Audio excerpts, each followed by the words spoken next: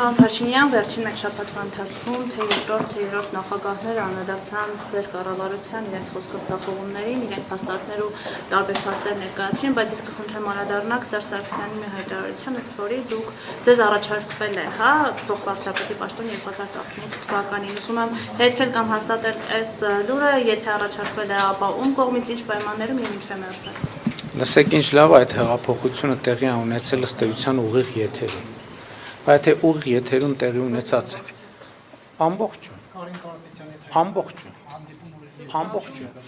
որովհետև Կարեն Կարապետյանի հետ հանդիպում չի եղել, որ Կարեն Կարապետյանի հետ հանդիպում լիներ ուղիղ եթերում։ Հա, Կարեն Կարապետյանի հետ մեկուսարանում եղել է հանդիպում, ճիշտ է, կներեք, մոռացել էի։ Եվ երկրորդը խոսվում է դեսպանների մասին, ես հատուկ այդ թեմայով դեսպանների հետ հանդիպում եմ արել եւ չէ, հեղափոխության ժամանակ իրանք հանդիպում են ուզել ինձանից եւ այդ հանդիպման հիմնական նպատակն եղել է, որ իրանք ասել են կարող են աջակցել, ես ասել եմ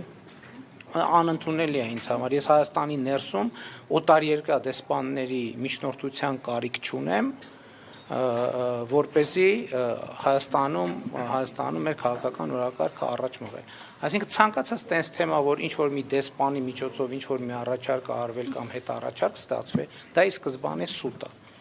Իսկ Կարեն Կարապետյանի հետ հանդիպումը լավ հիշեցրիք, ինձ իսկապես մոռացել եմ։ Մի րոպե,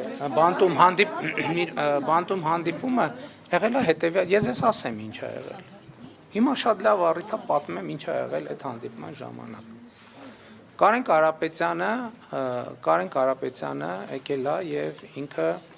խոսել է Սերժ Սարգսյանի անունից։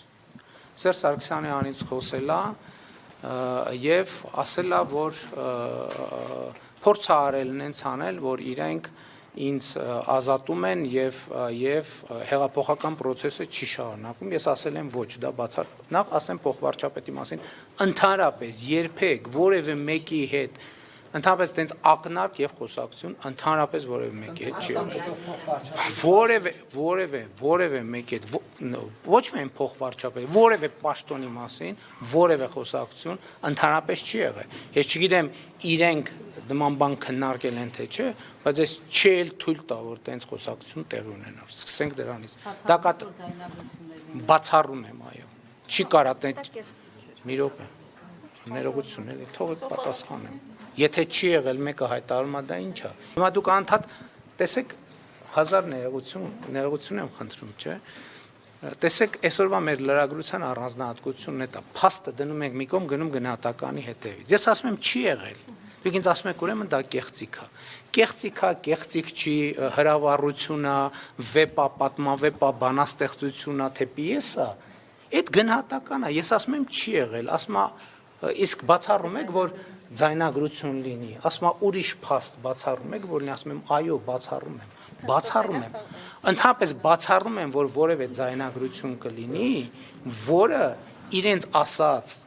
եւ իմ կողմից հերքված որևէ նյուանս կապացուցի, բացառում եմ որևէ թեմայով։ Այսինքն հիմա ես ձեզ հետ շփվում եմ,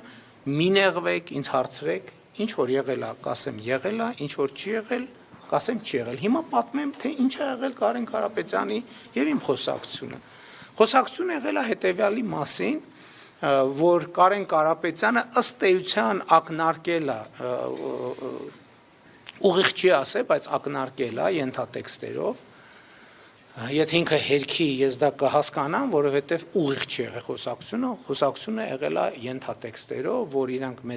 ինձ ազատեն, մեզ ազատեն եւ հեղափոխությունը, այսպես ասած, հեղափոխությունը դուրս գա օրակարգից եւ մենք ինչ որ ձևով Կարեն Կարապետյանը պատրաստակամություն է հայտնել, որ ինքը որպես բոլորի կողմից ընդունելի տեխնացու ստանձնի իշխանություն։ Ես ասել եմ դա ընդունելի չի ինձ համար եւ Սերժ Սարգսյանը պետքա հեռանա, որից հետո Կարեն Կարապետյանը գնացել է եւ ասել է, եկել է վերադառնալով, ասելով, որ Սերժ Սարգսյանը պատրաստ է հրաժարական տալ, բայց առաջարկում է, որ դա տեղի ունենա ֆրանկաֆոնիայի գագաթաժողովից հետո։ Ինքը ֆրանկաֆոնիայի գագաթաժողովը ընդունի, որից հետո հրաժարական տա։ Ես ասել եմ դա անընդունելի է, ես չեմ ընդունի այդ տարբերակը, որից հետո գնացել է եւ ես չգիտեմ, բայց ես ընդհանրում եմ գրում էր